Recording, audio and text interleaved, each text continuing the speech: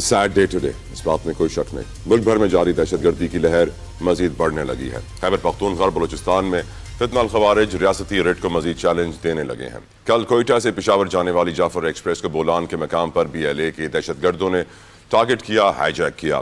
جدید اسلحے سے لیس مسلح دہشت گردوں نے نہتے مسافر کو یرغمال بنایا، تاہم پاک فوج نے جوابی رد عمل دیتے ہوئے 127 مسافروں کو بازیاب کروایا اور 27 دہشت گردوں کو جہنم واصل کیا۔ BLA کی تاریخ اور پس منظر کے بارے میں آپ کو بتانا چاہوں گا، یہاں پہ بہت ضروری ہے سمجھنا۔ یہ تنظیم سال 2000 میں بالاج مری نے بنائی اور سال 2006 میں حکومت پاکستان نے اس کو کالعدم تنظیم ڈکلیئر کر دیا۔ نواب اکبر بگٹی کی ہلاکت کے بعد اس تنظیم کا اصل چہرہ سامنے آیا اور ان کے حملوں میں نمایاں شدت آنے لگی۔ حکومت پاکستان بارہا کہہ چکی ہے کہ BLA کو بھارت اور افغانستان کی سرپرستی حاصل ہے اور اس بات کی تصدیق تنظیم چھوڑ کر قومی دھارے میں آنے والے افراد بھی کر چکے ہیں، مگر بھارت اور یہ تنظیم اس بات کا اعتراف نہیں کرتے، جبکہ بھارتی جاسوس کلبھوشن مان چکے تھے کہ اس کو پاکستان میں BLA کی پشت پناہی حاصل تھی۔ BLA نے 30 جولائی 2009 کو سوئی سے 19 پولیس اہلکاروں کو اغوا کیا اور 3 دن بعد ایک کے سوا تمام مغویوں کو قتل کر دیا گیا۔ 22 اگست 2018 کو دالبندین میں چینی انجینئر کے قافلے پر خودکش حملہ کیا۔ 29 جون 2020 کو اس تنظیم کے 4 مسلح شدت پسندوں نے کراچی سٹاک ایکسچینج پر قبضے کی کوشش کی مگر ناکام رہے اور سیکیورٹی فورسز کے ہاتھوں ہلاک بھی ہوئے۔ خاتون ٹیچر شاری بلوچ نے 26 اپریل 2022 کو کراچی یونیورسٹی میں خودکش حملہ کیا، جس کے نتیجے میں 3 چینی ٹیچرز ہلاک ہوئے۔ میں حیران تھا کہ ایک پڑھی لکھی سائنس کی ٹیچر کیسے یہ خودکش حملہ کر سکتی تھی۔ 26 اگست 2024 کو بلوچستان میں ہونے والے متعدد حملوں میں 74 افراد کو BLA کے شدت پسندوں نے نشانہ بنایا اور معصوم لوگ اپنی جانوں سے ہاتھ دھو بیٹھے۔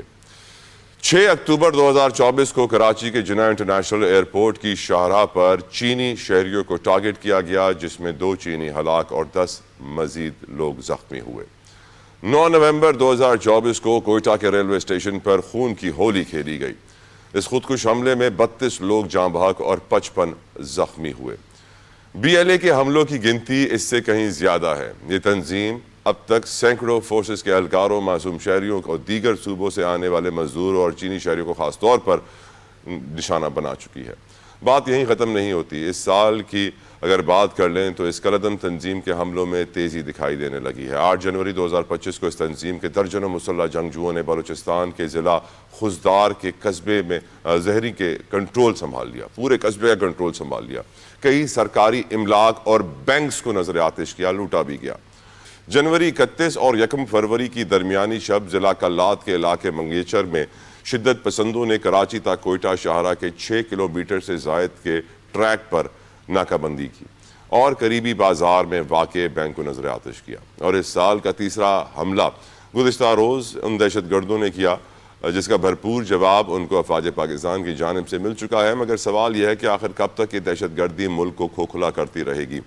وہ دن کب آئے گا جب چھوٹے صوبوں سے یہ ناسور ختم ہوگا اور ریاست کی ریٹ قائم ہوگی؟ ان تمام موضوعات کو آج کے پروگرام کا حصہ بنائیں گے، لیکن میں یہ سمجھتا ہوں کہ اگر ہمیں دہشت گردی کرنا ہے تو ہمیں دیکھنا ہوگا کہ روٹ کاز کیا ہے، پرابلم کیا ہے، وجہ کیا ہے کہ BLA اس طرح کام کر رہی ہے۔ میں سمجھتا ہوں کہ پرویز مشرف صاحب اگر نواب اکبر بگٹی سے مذاکرات کر لیتے اور ان کے مطالبات پر تھوڑے سے کان دھر لیتے تو صورتحال اتنی خراب نہ ہوتی۔ بریگیڈیئر ریٹائرڈ بابر علاؤدین میرے ساتھ موجود ہیں ڈسکشن کرنے کے لیے، ڈیفینس اینالسٹ ہیں۔ بریگیڈیئر صاحب thank you so very much آپ کے وقت کے لیے۔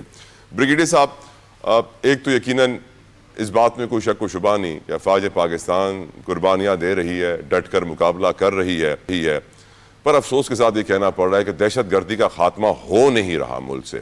انفیکٹ 2024 انتہائی خونی سال رہا اور اب 2025 اس سے زیادہ خونی سال بن کے سامنے آ رہا ہے۔ کیا آپ سمجھتے ہیں کہ ہماری کون سی کوتاہیاں ہیں، کمزوریاں ہیں جس کی وجہ سے ہم دہشت گردی کو کنٹرول نہیں کر پا رہے؟ جی بہت شکریہ، بڑا امپورٹنٹ سبجیکٹ ہے ڈیفینیٹلی آج کے حوالے سے بھی اور موجودہ حالات میں بھی۔ جہاں تک آپ اس بات کا تعلق کہ دہشت گردی کا یہ فریب ختم کیوں نہیں ہو رہا، پڑھتا کیوں چلا جا رہا ہے، اس کی کازز تو بہت ساری ہیں۔ میرے خیال اتنے چھوٹے پروگرام میں ان کازز کو डिस्कस करना हमारे लिए शायद मुमकिन ना हो, लेकिन जो सिचुएशन आज है, अगर हम उस सिचुएशन को देखें तो मैं ये कहना चाहूँगा कि दहशतगर्दी के और इस तरह की दहशतगर्दी के खिलाफ लड़ना इतना आसान काम नहीं होता। आपने खुद अपने इब्तदाइये में बताया कि पाकिस्तान की फौज और बहादुरी से, बहुत दही से न सिर्फ इनका मुकाबला कर रहे हैं बल्कि इनका सफाया भी कर रहे हैं। गुफ्तगू को आगे बढ़ाएंगे। मुझे भी ज्वाइन कर रहे हैं माहिर हैं कौमी सलामती उमूर के सैयद मोहम्मद अली साहब, किसी तारुफ के मोहताज नहीं है। सर बहुत बहुत शुक्रिया मोहम्मद अली साहब आपके वक्त के लिए। मोहम्मद अली साहब, मेरा बड़ा सिंपल सा सवाल है, क्या हम टेररिज्म की रूट कॉज तक पहुंच पाएंगे? क्या हम ये सोचने पर अपने आप को मजबूर करेंगे कि असल मसले की जड़ क्या है, या फिर हम सिर्फ कवर ऑफ द बुक पे ही चलते रहेंगे? सैयद मोहम्मद अली साहब। बहुत अहम सवाल किया तला साहब आपने। मैं समझता हूँ बहुत ज़रूरी है इस बात को समझना कि एक चीज़ होती है जो कि फौरी ज़रूरत की हामिल होती है, और एक चीज़ ये होती है जो बहुत ज़्यादा अहमियत रखती है। अगर आप किसी भी मसले को, खुसूसन दहशतगर्दी से निपटना चाहते हैं फैसला कुन और हतमी अंदाज में, तो यकीनी तौर पे जो उसके नतायज आज आप देख रहे हैं जाफर एक्सप्रेस पे हमले की सूरत में, वो बड़े तकलीफ दे और तशवीशनाक हैं, और उनसे मैं समझता हूँ कि हमारे लॉ इन्फोर्समेंट एजेंसीज, इंटेलिजेंस इदारे और अफवाज पाकिस्तान बहुत आहनी हाथों से निपटेंगे, और उसमें मुझे कोई शक नहीं है। लेकिन जो आपका सवाल है कि उसकी वजूहात से निपटने के लिए यकीनी तौर पे मैं समझता हूँ कि जो उसकी वजूहात के पीछे अनासिर और मुहर्रिकात कार फरमाएं, उनसे कंसिस्टेंट और एक डिसाइसिव अंदाज में निपटना जरूरी है, और उसके जो कॉजेज हैं डेफिनेटली वो सिविलियन डोमेन में हैं। बीएलए एक तारीखी हकीकत ये है कि काफ़ी पुरानी तंजीम है।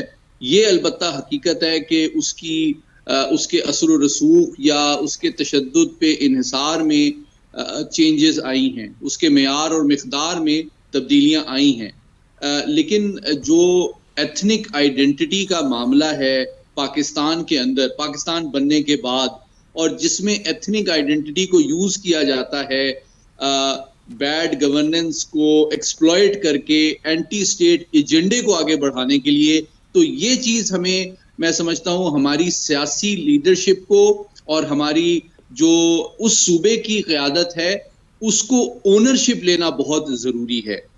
हमारी अफवाज तो डेफिनेटली हमारी कौमी सलामती की ज़ामिन है, लेकिन कौमी सलामती के मसाइल तो गवर्नेंस की डोमेन में, पॉलिटिकल डोमेन में रुनमा होते हैं, और इसका जो बयानिया है मैं समझता हूँ वो भी बहुत शैलो और नैरो है कि क्या ये पंजाबी और बलोच की लड़ाई है, क्या ये मरकज़ और बलोचिस्तान की लड़ाई है, या ये गवर्नेंस का मामला है। तो मैं समझता हूँ ये तीनों फ्रेमवर्क्स मुनासिब और जामिया नहीं हैं। हकीकत ये है कि अगर आप पिछले 75 साल में देखें तो फेडरल गवर्नमेंट ने जो वसाइल बलूचिस्तान समेत दीगर सूबों को दिए हैं, क्या वहाँ पे कोई अकाउंटेबिलिटी का निज़ाम है कि वो निचली सतह पे किस हद तक मुंतकिल हुए हैं? क्या देखें, जमहूरियत तो है पाकिस्तान में, बलूचिस्तान में भी, लेकिन ये भी हकीकत है माशी और माशरती तौर पे कि इख्तियारात, वसाइल और ताकत का इर्तिकाज अभी भी जो जागीरदार हैं उनके पास है, उन्हीं की फैमिली मेंबर्स पार्लियामेंट में आते हैं। तो सवाल ये उठता है कि क्या एक आम बलोच जो है अपने तरक्की के लिए, सलामती के लिए, खुशहाली के लिए अपने बलोच सरदार जिसको वो वोट देता है उसको अकाउंटेबल ठहरा सकता है? जिसको वो वोट देता है वो असेंबली में आता है सर, वो क्या उसकी सेहत पे, तालीम पे, रोजगार पे खर्च हुए हैं या नहीं? Right sir. Brigadier Babar Alauddin साहब, सरफराज बुगटी साहब chief minister Balochistan on record ये स्टेटमेंट कह चुके हैं कि बलूचिस्तान में 3 अलहदगी पसंद तहरीकें चल रही हैं।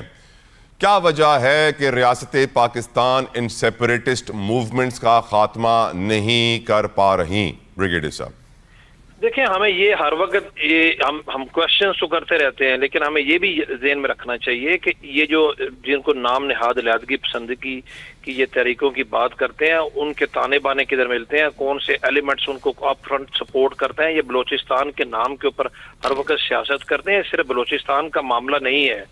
میں محمد علی صاحب کی بات کو اس حد تک ضرور آگے بڑھاؤں گا کہ گزشتہ 76 سالوں میں جو بلوچستان کی ADP ہے وہ بھائی بلوچستان ہی کو دی گئی ہے, وہ بلوچستان ہی کے لیے دی گئی ہے, وہ کسی اور صوبے کو نہیں دی گئی. نظر کیوں نہیں آ رہی وہ ADP, نظر کیوں نہیں آ رہی وہ, ایسے کیوں لگتا ہے کہ ہے ہی نہیں؟ کی ADP نظر نہیں آ رہی تو سب سے پہلے بلوچستان کے اپنے لوگ اس کا جواب دیں نا جی.